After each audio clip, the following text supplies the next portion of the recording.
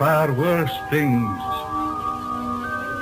waiting, man, than death. You will be scared shitless.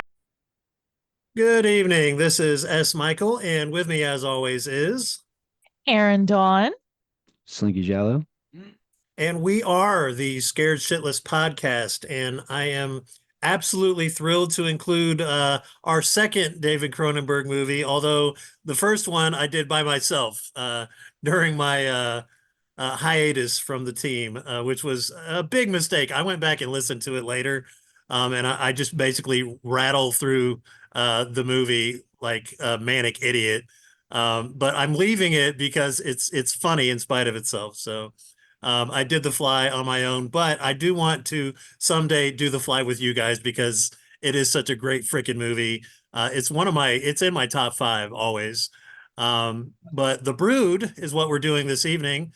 And it is prime horror from Cronenberg. It's not just body horror. It's like divorce horror, it's psychological horror, parent horror, all the things. So I am uber excited. This was chosen by the lovely Erin Dawn, and I just hopped right on board because, yeah, I was ready to do another Cronenberg. And other than The Fly and maybe Dead Ringers, this to me is top-notch Cronenberg. So yay. Yay. And why did you choose this one? I really love this film because it's very dark. It doesn't have any moments of levity in this whole film.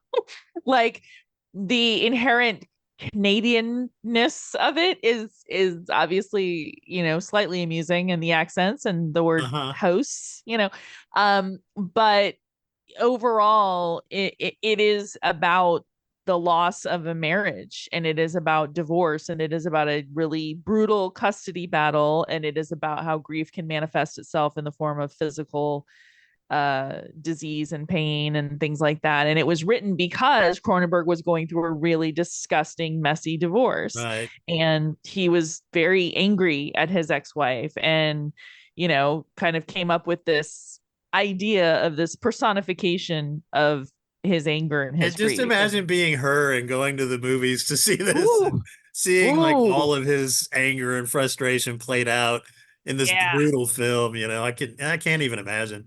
Yeah, she didn't exactly come off well in the Samantha Eggar role. You know what I mean? Right. Like we can only hope that it was just him, trying to extrapolate. But I love this movie very, very much, and I think Cronenberg's one of those directors where I can watch a Cronenberg movie and can never tell you what happened in the Cronenberg movie. Like I can say it was good and that it was cool, it was interesting or whatever, but I can almost never tell you the plot of the Cronenberg movie. Yeah, this one especially was very vague on many, many points. It was all just about feeling and mood and atmosphere, and the psychology of the horror.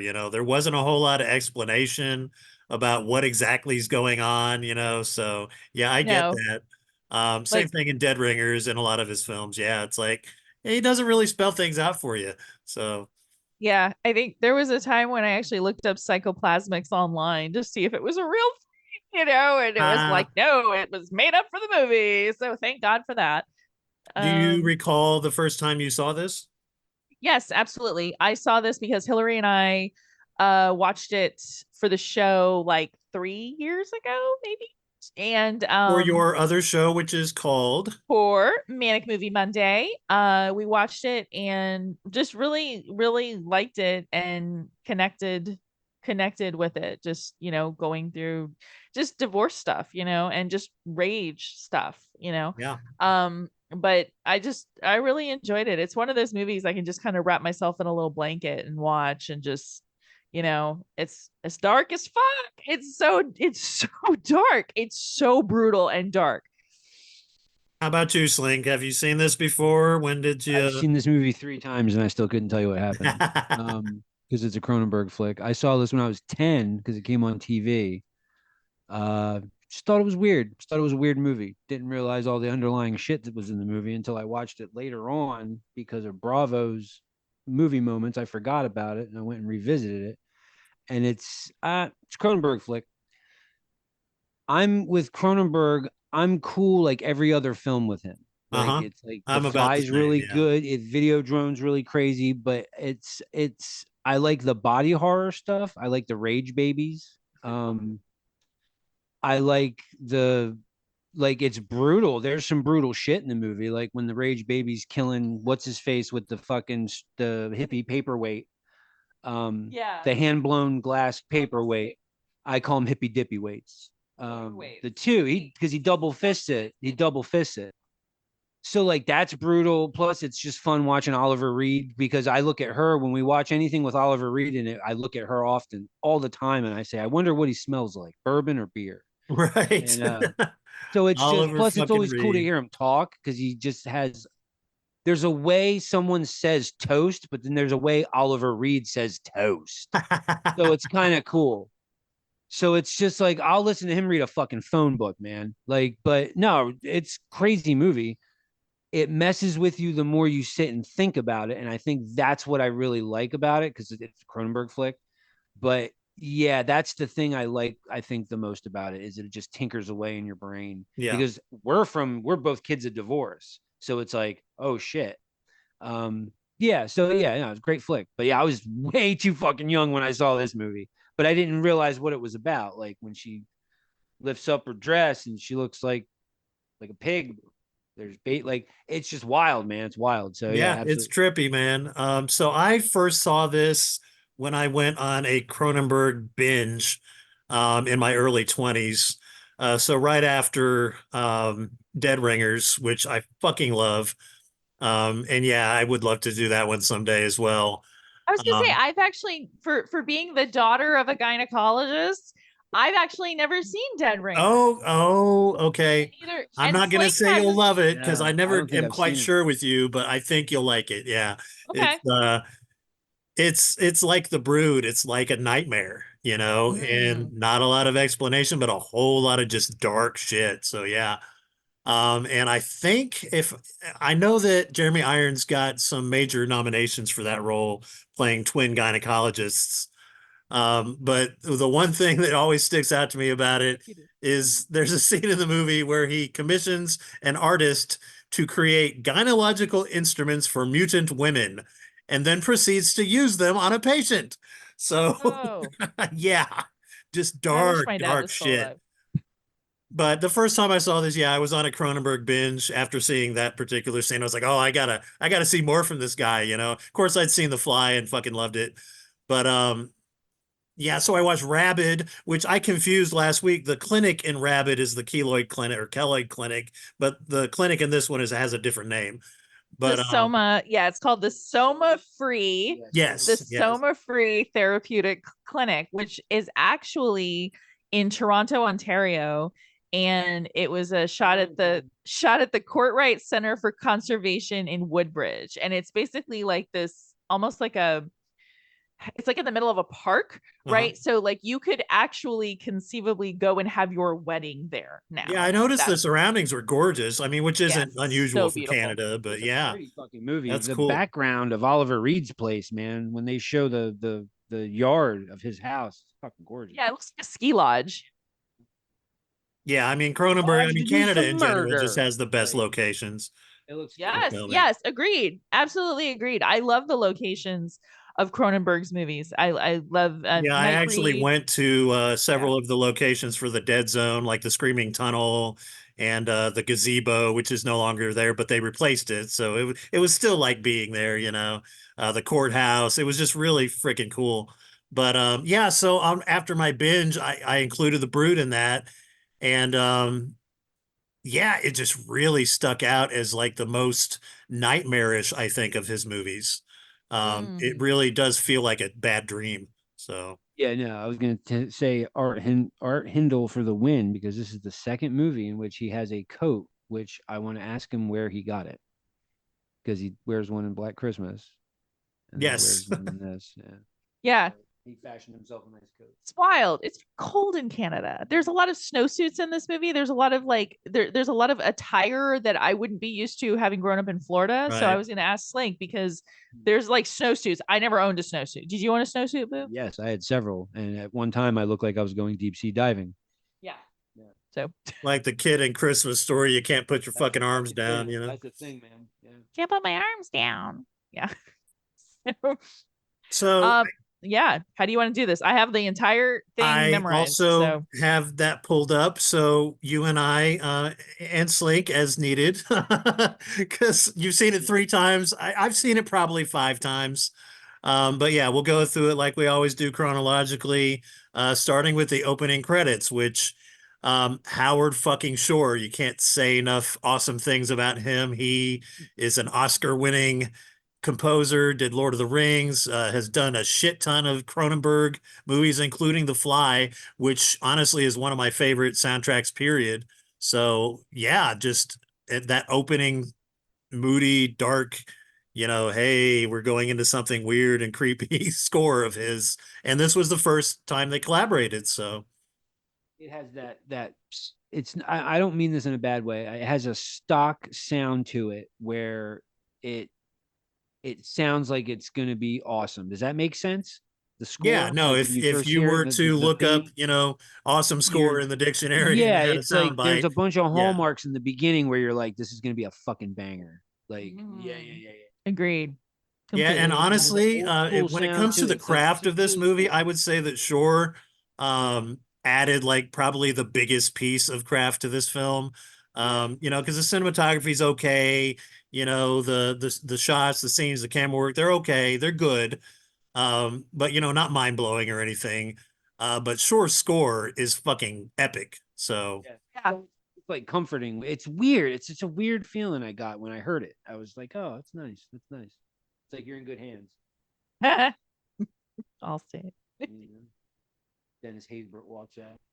Hey, it's good. I just yeah, there's so many different things that kind of come together with this movie to make it like a comfort watch for being such a dark film and for being such a film with such dark subject matter. For some reason, this movie is very much a comfort watch for me. It's fucked up. well, it immediately made me uncomfortable with the opening scene. Of course, I fucking love Oliver Reed. Let's talk about him for a second. He cut his teeth in horror as Curse of the Werewolf, I think was the name of it. He played a Hammer hard, badass he did. werewolf. Yeah, that's the Hammer movie. That's a great movie, man. That's Okay, so he was a Hammer guy. Yeah. Oh, I didn't. Werewolf. Tail end, yeah. Did his first big break was playing a werewolf. Ollie Reed dies on a roof. So you know how he died, right? From what I In the movie, he dies on the roof as the werewolf. But yeah, in real life, didn't he drink himself to death? Yes, yes, and he is famous for. It was him and Peter O'Toole and one other guy were like super famous for being, luscious. Super famous. Yeah. And yeah, so he was in the middle of filming Gladiator. That was his last role, and they had to finish the movie with CGI, which was the first time that had ever been done. But yeah, he was on location, went to a bar, and somebody, he turned him down at first. He's like, no, I don't do that anymore. Like, oh, come on, you're Oliver fucking Reed. He's You're like, Oliver fucking Reed. Yeah. I'm as good once as I ever was. And yeah, he died. So my mom and I were watching Burnt Offerings one day, and this was right before she passed away. We were watching Burnt Offerings, and I knew shit about Oliver Reed. I was like, oh, look, it's Ollie Reed. I always called him Ollie Reed because it Curse of the Werewolf. And she's like, oh, Oliver Reed's drunk ass. And I'm like, oh, mom, pray tell, what stories do you have of Ollie Reed? And she's like, oh, he's a drunk dog. Back in the day, he was known. They used to find him. He used to get naked drunk. That's what she, her words, naked drunk, and disappear from set. And they would find him in bars and shit. Like, oh, he sold his car. Let's go get Oliver Reed because just total epic calamitous drunk stories. And like, yeah, really good. So thanks, mom, for that. And then So that's how I found out about Oliver Reed. And then I knew of him because my mother used to like to rent this movie called Women in Love, which was this film that had this like naked gladiator wrestling scene, like this like Greco-Roman nude wrestling scene between Oliver Reed and was it Michael?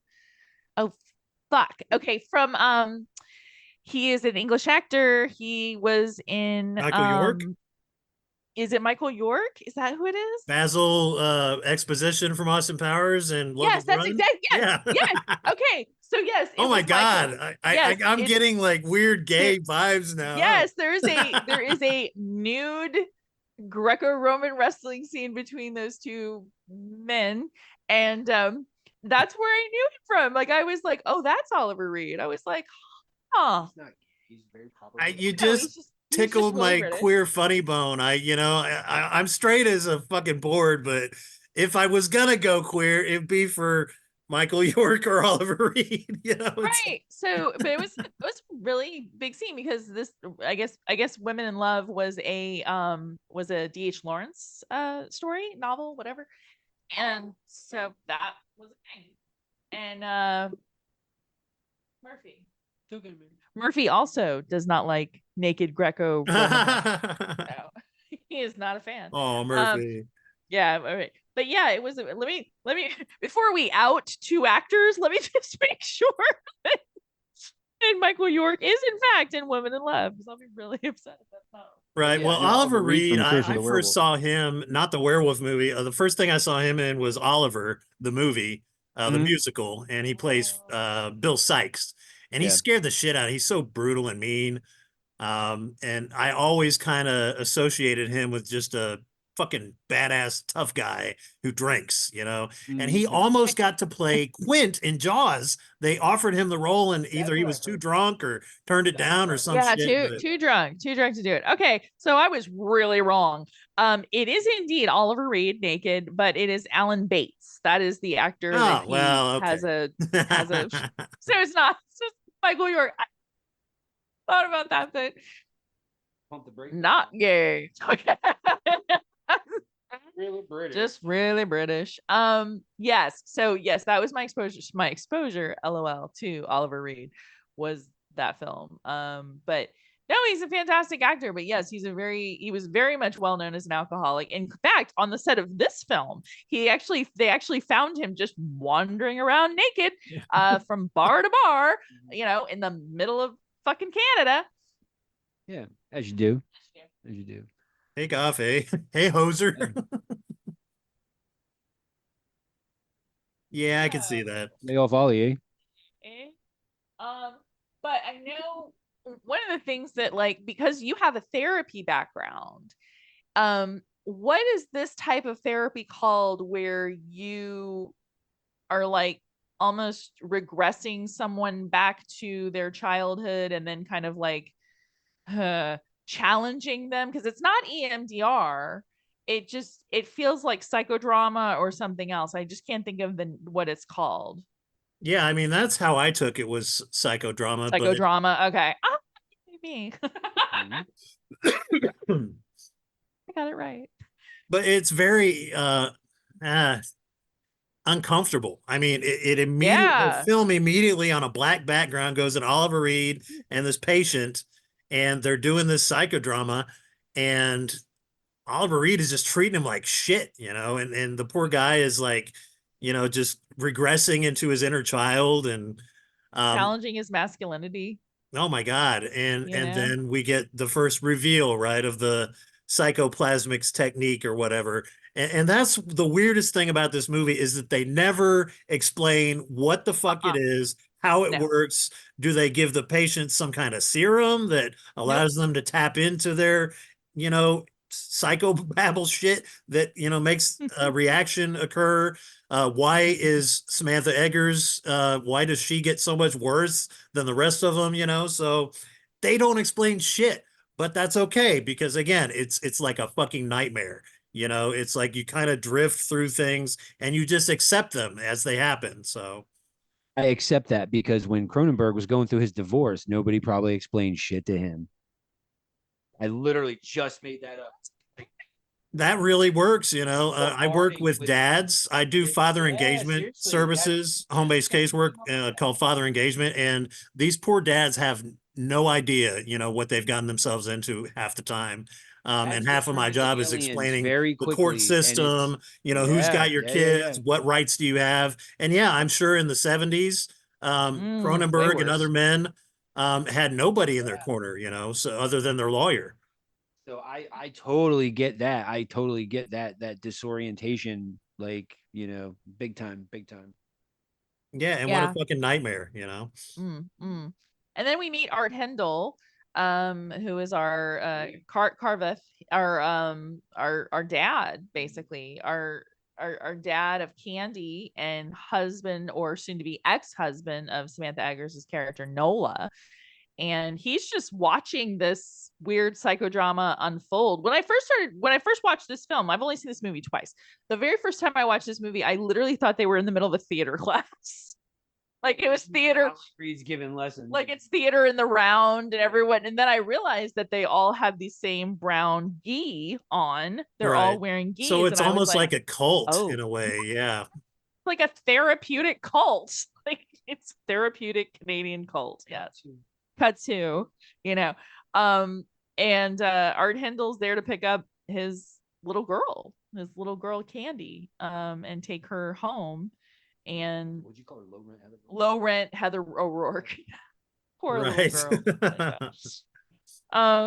Canada's answer to Heather O'Rourke. But he takes her home and he bathes her and finds these horrific marks all over her, and immediately assumes, as one would, that Nola has been abusing her in some way.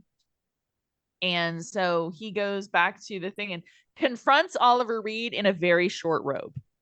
Yes, and I want to mention the guy who keeps him from going in to meet Oliver Reed. That's Chris. Yes, Chris, Nicholas Campbell is the actor, and I immediately recognized him from The Dead Zone. He plays Frank fucking Dodd, one of the creepiest death scenes in the 80s. Absolutely. He kills himself with the scissors. Yeah. Yes, the scissor scene. Yeah. So, and that guy is just fucking creepy to look at. Like he's pale and expressionless. So a perfect like muscle for Dr. Raglan.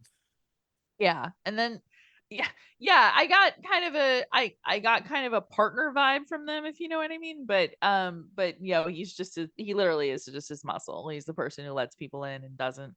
And Samantha Egger is from Curtains. That's where I know her from.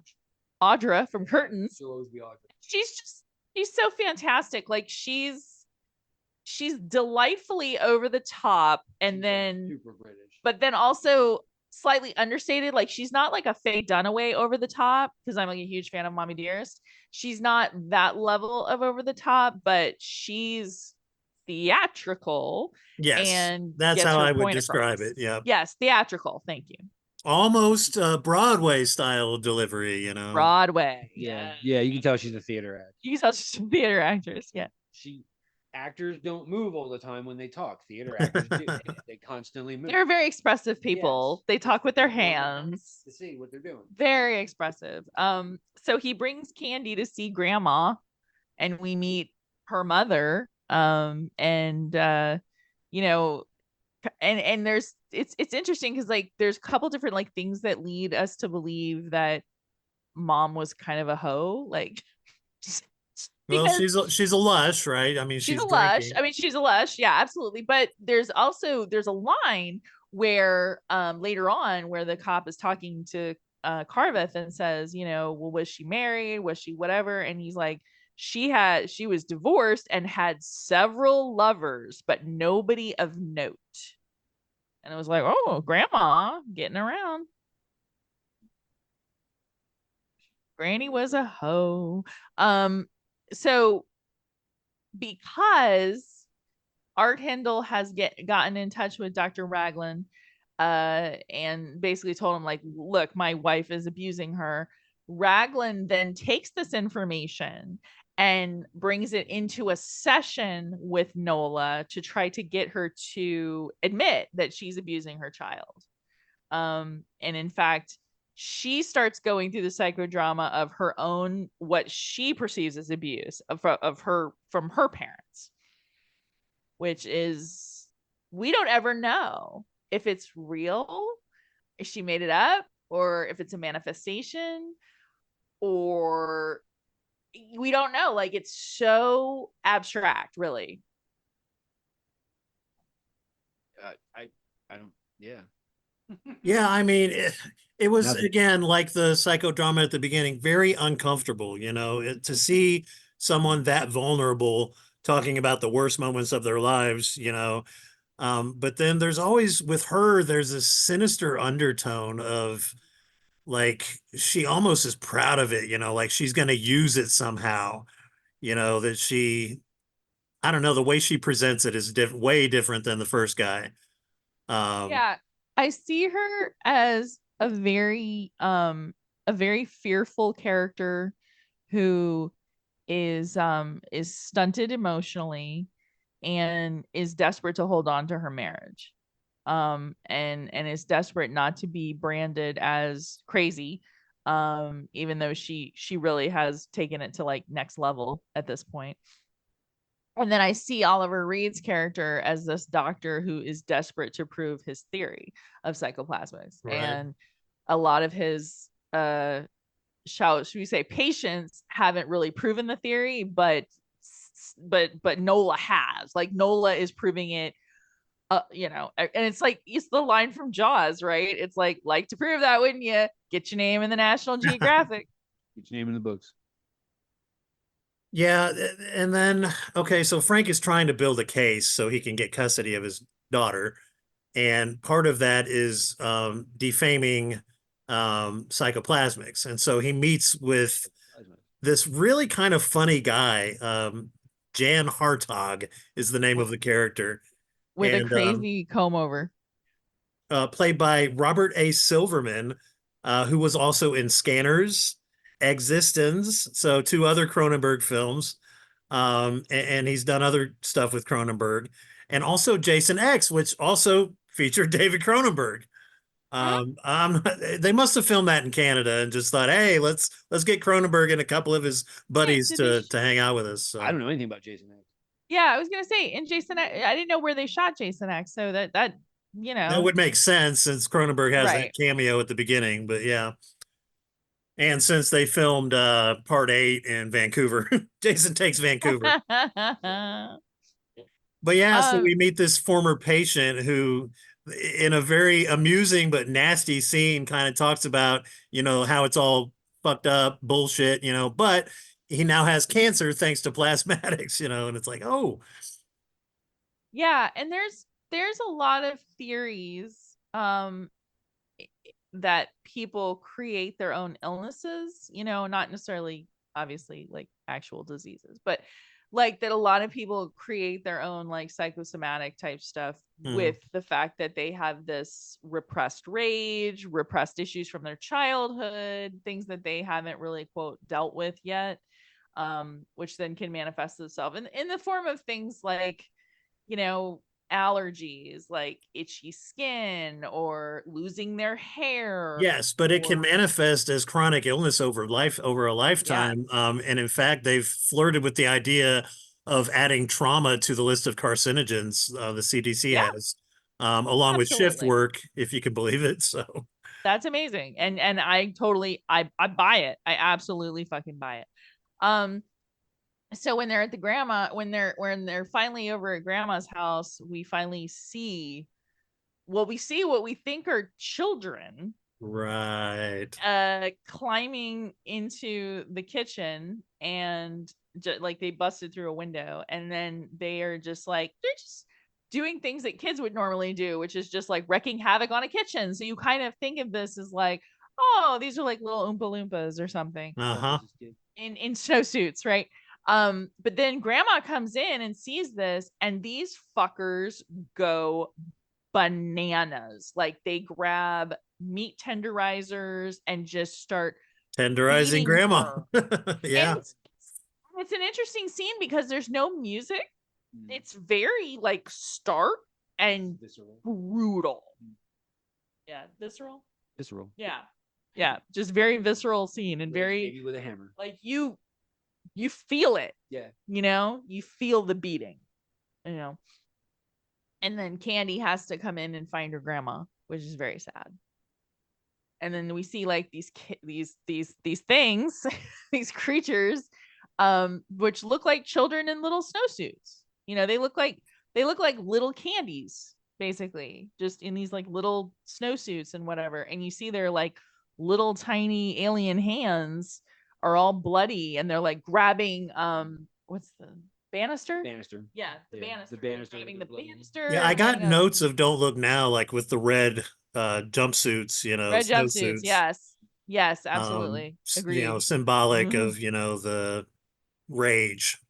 So Just horrible. But what I love about the fact that when the cops tell Art Hindle, like, look, like, you need to get down here, your kid has witnessed this murder or whatever, never once do they say, well, that kid clearly murdered right. her grandma, right? They don't do that. They're very much about like the welfare of the child and the science and everything, very like it's almost treated very respectfully, as Mhm. opposed to, say, like a if we were watching like a cop drama from Right. And I America. think that plays into the inherent Canadianness of this film. Which Crime brings up and my Canadian investigation is joke. very Yeah, different in Canada.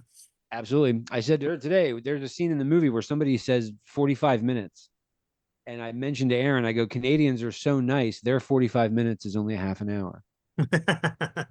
Yes, And that leads right into that. Canadians are way different beasts than we are. they are. Just every person in this film seemed to be like, as far as like the doctor slash the cops and all those people, like the procedural people, seem to just be very understanding and wanting to get to the bottom of this, but just not like dicks. Like, nobody was like Robert Loggia, you know what I mean? Like, everybody was just very concerned, just concerned. And watch that show about the Ken and Barbie murders, how Canada authorities handled the crime scenes and the children's stuff was way different than American Case File would have handled Right. it. Like just And that also, I would say Absolutely. in the 70s in particular, and we saw some of this in Invasion of the Body Snatchers, pop psychology was big, and especially pop children's psychology, and so instead of, assuming kids are, a certain like brats or whatever, they leaned heavily into like, diagnosing and, being more understanding of children. And that comes Yeah, across. very, So very then much. the grandfather comes to town for the funeral. So sad. It's such a sad scene. Like, well, first of all, okay. Art Hindle really wants to get his dick wet with the preschool teacher. Like, he Oh, yeah. really wants to have that happen. So she comes over with her wacky haircut, and they're having dinner, and then he gets a call from his father-in-law, and he says, I'm gonna go to the house. I want to, I just want to go there. Will you come and meet me? And he's like, absolutely, I'll be there, whatever. And then she says, like, she's a smart cookie. I love this teacher. I hate her fate, but I love her. And she goes, I feel like I'm being relegated to babysitter. And he's like, oh, would you? Like, it's like, it'll only be 45 minutes, which is bullshit, by the way. But she's like, yeah, she's like, I will, it's cool. Like, I will stay with your kid who is asleep upstairs. I'll hang out here, and you go and do what you need to do. And so, while Art Hindle is en route to, to go to the house, the grandfather goes upstairs, and he kind of like lays on her bed, and, sort of, it's that loss of that relationship, really, because it's like there's almost this feeling of maybe he thought they were going to reconcile someday, because he even says, he's like, I never wanted it to end like this, right? And you can tell that he's still very much in love with her, very much enamored with her, wants to just be, near her stuff. And then one of these little demon rage babies jumps out and grabs two like crystal paperweights and pummels him. like smash him in the temple. Like it fucks that guy up. Yeah. Pop. Yeah. It's another brutal scene. These scenes are very, very brutal. if I had to play pop psychology with it, like I would think that this is just sort of the pummeling that Cronenberg received, divorce, and Right. When you think also, about what's going on right before he dies, yeah, he's thinking about, oh, I missed the relationship and, this was my person for however long. And then boom, so yeah, it's that it's really like that loss. The movie is very much about loss. I think that's why I like it, is that it's just a very it's like a horror interpretation of the loss of a love, right? The loss of love in general, and Nola decides to call the house. Like, I love this because she's such a bitch. And the teacher picks up the phone, and the teacher's in the middle of reading like the book that Raglan wrote, which is called like something of rage or something, Shadows of Rage, is that it? Something like that. yeah. And Nola calls her and taunts her, and just like has and she's just like, I want to put my family back together, you bitch, and just like Full Audra. full Audra. Yes, this Full Audra. poor fucking teacher. And then the phone rings again, and she takes the pillow and she puts it over the phone. And I'm like, yeah, girl, get it. It's fine. Yeah. And Yeah, then- she's the other woman now, so she's been Right. psychologically marked by Nola. She came over to have dinner with the guy. Like, she doesn't even like they haven't been seeing each other. This is a first time. This is a first date. Also, mad props to her for even for agreeing to babysit on a first date. To be like, oh yeah, go ahead, take care of your business, and I'll just sit here with your child.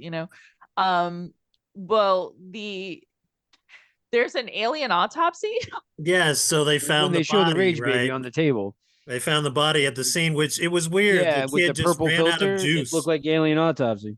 Totally, yeah. Watch Ollie Reed carve this kid up.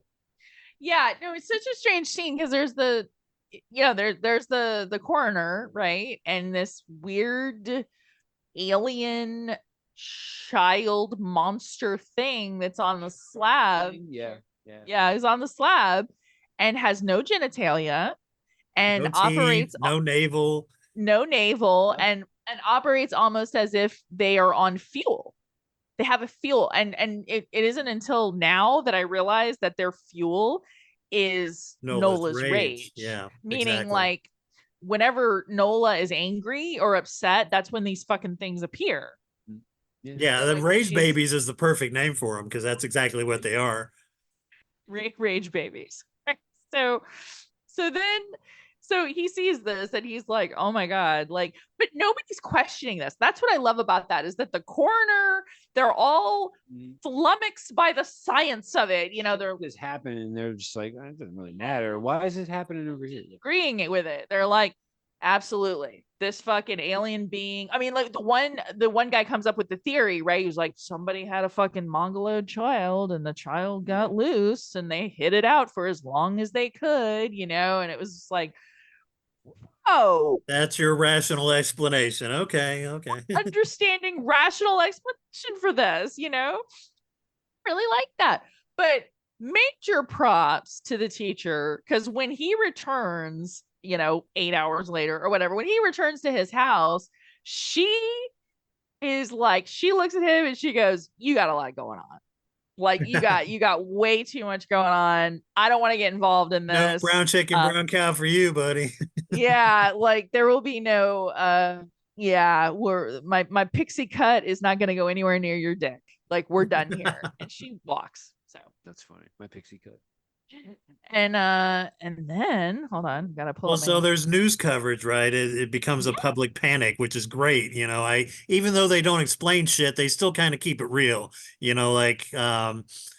just show how society is going to react to something like this happening. So I did like that aspect. Yeah, I really like that aspect. And then we get probably the worst scene in this movie, truly, like the most like disturbing scene in this movie. I feel like this scene deserve to be in. Was this on the 100 greatest horror scenes? Is that where you first? I think it was, yeah. Where the scene is, yeah. Yeah, the at the Where she's licking the baby. nope, that's not it. Scene, No, the scene in the school where the rage babies show up. And and they beat the teacher down. Yeah, they're just little savages, man. Yeah. This scene is so terrifying, because these children are just standing there helpless. They can't do anything because they're fucking children, right? So it kind of echoes the way children of divorce deal with this type of thing. Is they're surrounded by trauma and chaos and brutality, and they really can't do anything because the fight is between the mother and the father. The fight is not between the mother, the father, and the kids, but the kids still get affected. And this scene really hammers, see what I did there?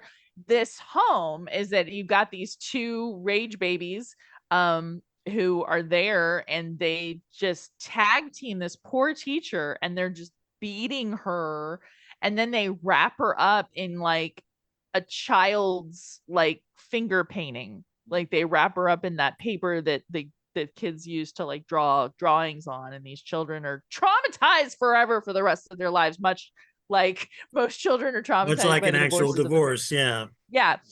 It's this scene is very much about loss of innocence and loss of hope.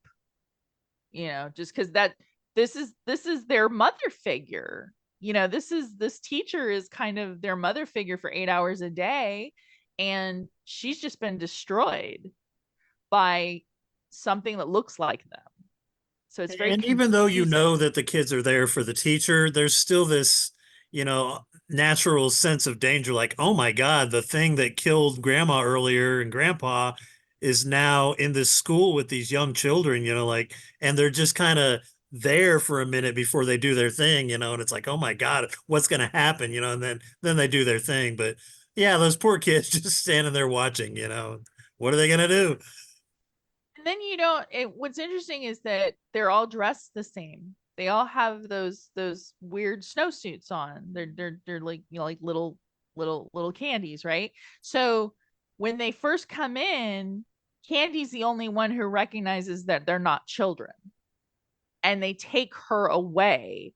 They take her away, like past the coat closet and past the whatever. Maybe so she won't see it. I don't know necessarily, but like she ends up like wandering the streets or something. I think she's in the street or the alley. Yeah, and you see her, and it's like wandering, and then somehow ends up back at Soma. I still don't. I mean, maybe Canada. This part area of Canada is just small. I don't know, but like Soma's right down the street, basically. It's like Crystal Lake. There's a lot going on. Yeah. There's a lot going on. There's a lot of places on that lake, man. A lot of places on that lake, right? Mm-hmm. So then Art Hindle shows back up at Soma and tries to fake get back with Nola to try to sort of assuage her anger. Like he's kind of now rage the baby. So here's a question. Do you think he's really trying to get back with her, or do you think that he's faking it? I think he's faking it. He's trying to de-escalate whatever's happening just to make shit. Yeah, that's how I interpreted it. Is that it was He's like, I'm just going to tell this bitch whatever she needs to hear, to get my kids safe, Keep even keel. Absolutely. And at the same time, she lifts up, this is a crazy scene. She lifts up her nightgown. This is the wild shit. And she's got these like what look like tumors growing off her body, but are actually like little embryos. And she pops one of those bad boys open and starts licking it like a cat, which is something that Samantha Eggers actually did. That was her little improv moment, because she was like, she would lick it like a cat would lick its kittens, And during that scene, Art Hindle's just like losing his shit because he's like, okay, I didn't sign up for any of this.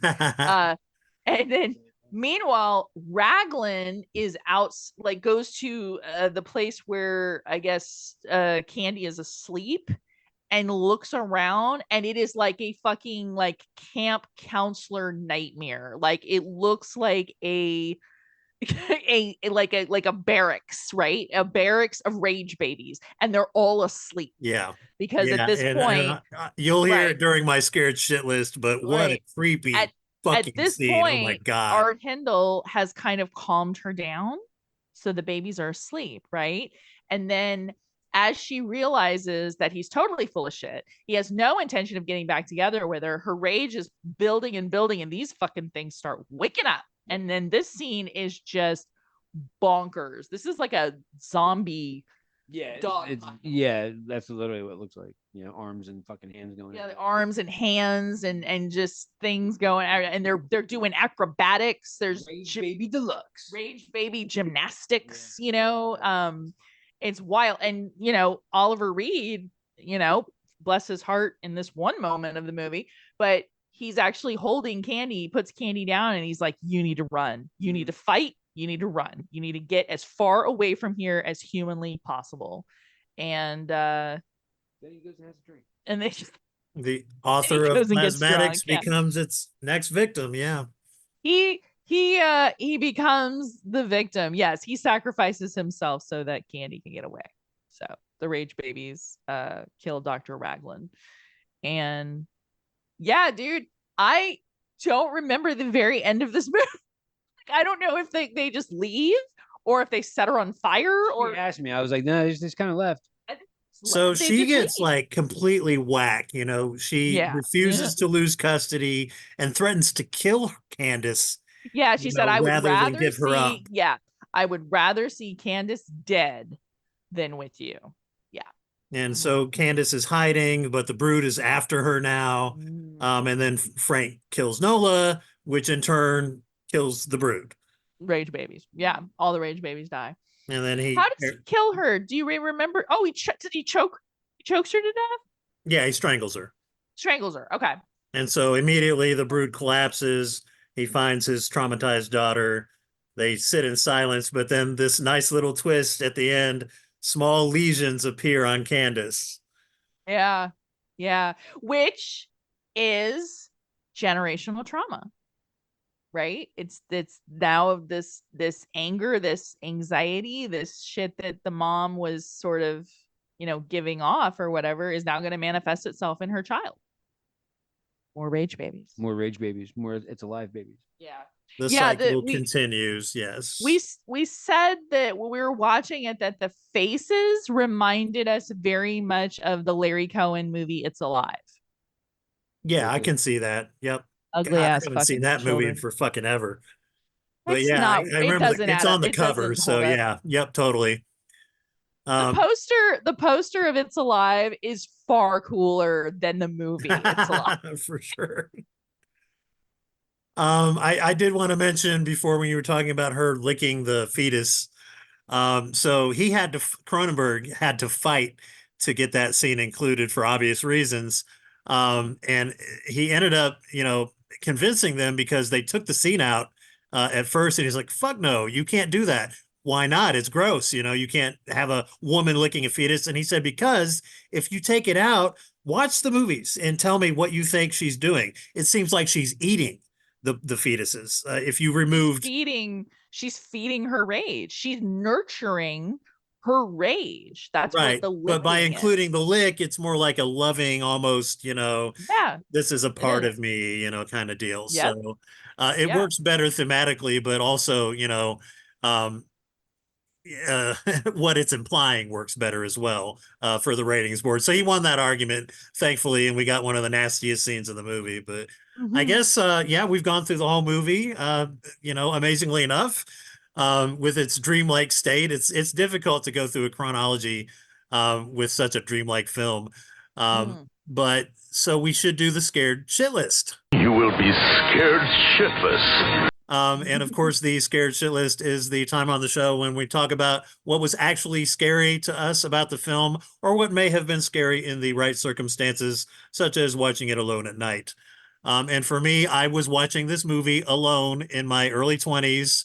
And that scene that we just talked about, where all of the rage babies are in that, you know, area by themselves asleep, That freaked me the fuck out because I knew like, oh, this shit's gonna go down. And then you get the tension build on top of that where Frank is talking to Nola and she realizes you're only telling me what I want to. You don't love me. And then you see the babies start to, wake up and it's like, oh shit. The So rage yes, baby that stir. was pure horror to me. I fucking Mm. love that scene. It sticks out in my mind. It's what I remember most from this movie. So yeah, that's my scared shitless for sure. Oh, that's really good. I think mine, honestly, I think mine is definitely the teacher murder. Because it is just this like culmination of just the loss of innocence and the loss of hope, really. Because like kids or not like kids, children are full of hope and they're full of wonder, and they're just discovering life and discovering art and all of these things in this in this environment, right? And they have this teacher who they absolutely love and adore, and she's not a dick, you know what I mean? Like, she doesn't show any signs of being like a very like strict disciplinarian. Like, she seems to be like a fucking art teacher, right? Like the flowy skirts and stuff like that. And so for them to watch her just have the joy and the hope just beaten out of her by these things that look like them, there's a lot of confusion there. There's just a lot of like, there's just a loss. It's just a very like sad, scary scene. It's just absolutely horrifying to watch this, this beacon of hope in this movie really just get annihilated, really, like just completely annihilated by the rage babies. Yeah, it's a very, that scene really is disturbing. I mean, especially because, like I said, it's not set to any music. It's done almost snuff film Yeah, quality, what a great right? stylistic choice from Cronenberg, just he's a fucking master. The rage babies in the banister. Yeah. It just scares the fuck out of me. Nothing else in the movie scares me. It's just that visual of just bloody handprints. Bloody handprints. Yeah, because you don't know what happened. You were like, is this coming or going? Yep, and it's a And little it's just kid, it's a little terrifying. girl watching it, Yeah, yeah. and they're small handprints. It's like the Blair Witch. When you see the little handprints, you know those, you know what size those handprints are, where they came from. So it's just very scary. Yeah, rage babies. That's good. I Scary like that. rage. Scary rage hands. We got Brad Pitt. Yeah, so just to add to my scared shit list a little bit with a bigger picture so that it's not just a scene in particular. This is a haunting movie. This is the kind of movie that if you're watching in the right circumstances, including maybe some shit that is going on in your life or that has happened in your life, it's going to stick with you, and that's terror. That's the purest form of fear. And, the ending in particular gets to me because, she's been eliminated. The threat is eliminated, the mom is killed. The theory has been shut down, so the antagonists are gone, but the trauma is still there. And that's what good horror does. It fucking, just drives that point home. Like, you might conquer your demons, you might kill the bad guy, but the trauma is never going away. And it's going to show up from time to time on your fucking skin, So, Yeah, I feel like Cronenberg is really good at like that sort of like real down ending, right? Because Rabbit is the same way. Rabbit ends on an incredible down note, and this movie ends on a like, oh fuck note, and I think it's just that generational trauma that's just going to continue and continue and continue, unfortunately. yeah. So, wow, what a downer. But hey, I was gonna say, way to bring the room down, Sims. Jesus. Woo. But man, that's what, to me, that's Cronenberg at his best, when he just makes everything existential and psychological. And yes, you still get the body horror, but that's just a device. It's just a delivery system, for the real terror. So Agreed. Totally let's agree. rate this movie. Slinky, you go first because I know you love this movie. 3 rage babies. 3 rage babies. 3 out of 3 5 red rage. jumpsuited rage babies. Yep. Out of 5. Okay. Erin Dawn.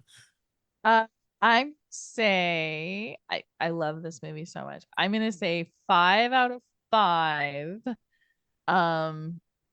colored snowsuits. Little slicky. Little snowsuits. Like 5 out of 5 snowsuits. Absolutely. Just Yeah. it's dark, man. And I feel like I don't know if I could have enjoyed this movie as much in my 20s. I think post divorce and just, seeing some shit at 45, that kind of thing. I feel like it's just a different movie for me. Yeah, watching it now. at 50 hit me way harder than in my early 20s. But again, it's more of the part that scared me now is different from the part that scared me then. The part that scared me then was the threat, the physical threat. Now it's more of a trauma threat. It's a more of a real life, I've been through a divorce, 2 divorces, and I've seen what it does to kids. I know what it did to me and how I relate to other people. And that's some scary shit. So for me, the rating, I always try to break it down into rating it as a horror movie, rating it as, a movie overall, that kind of thing. So, when it comes to horror, it's the purest kind of horror. So I got to give it 5 stars. Movies in general, it's an important movie because, it really was Cronenberg flexing his muscles, and he didn't quite have the budget yet that he was going to get later, with Videodrome and The Fly. And then all the great stuff he did later in getting Oscar nods and shit. But I think it really, his catalog in a whole by this point, with this movie included, was enough for him to get that backing, and to move on to Videodrome and The Dead Zone. It's a mainstream shit. This is not a mainstream movie, it's very colloquial, very Canadian. It's still Cronenberg kind of finding his way, but I think this is the movie where he totally found it and was able to go on to sell himself to the major studios. So for that, I would give it 4 stars. So 5 and 4, we're going to average it out to 4.5 for me. So cool. All right. What in the fuck are we going to do next? Slank. I don't know. You guys pick. Well, so I picked the director last time. I think I'd like to just pick the genre this time and have you guys duke it out. So let's go with found footage. Found footage. Oh, Jesus. See, Slink just got me into found footage recently. What, like last year? Last year, got into Found footage. And he recently got me into Cosmic Horror. So found footage, that's going to be really difficult to choose because there's a lot of great found footage movies out there. Yeah, we got, okay, so just off the top of my head, we got Cannibal Holocaust. We got, of course, the Blair Witch Project. We got Paranormal Activity. We got Grave Encounters. Those are the big 4 for me, that come to mind. But then there's just a shit ton. Sacrament's not. Well, Oh, no, I guess Sacrament's not. No. We got Sacrament's Wreck, not found footage. Cloverfield shit, a lot of mainstream shit. You know what? I really fucking enjoy Paranormal Activity in the theater. It turned into kind of this cosmic joke after that, but at the time it was fun. But Grave Encounters I thought was really good for a Netflix. Have you seen Color Out of Space? I have not. Is it found footage? No, but you really want to do Lovecraft. Cosmic horror, don't you? No. I'm saying just in general, you should watch it. It's fucking good. I hate yeah, Nicolas for sure. Cage, I love but Cosmic horror. movie. I love Nick Cage. So we will. Okay. Yeah, we don't have to decide live. We're gonna think on this found footage. We're gonna think on this and come up with something. There's the Andy Baker tapes. Like that's a fucking good one, man. Yeah. Baker tapes. All right. Well, you guys duke it out. Get back to me. We'll talk during the week and come up with something. Hopefully by maybe Thursday at the latest, so we'll have time to watch it. Sounds good. All right. And it'll probably be on Tubi. So. And until next time, folks. We are the Scared Shitless Podcast. Thank you for joining us for our retrospective of David Cronenberg's The Brood. We'll see you next time. Stay shitless.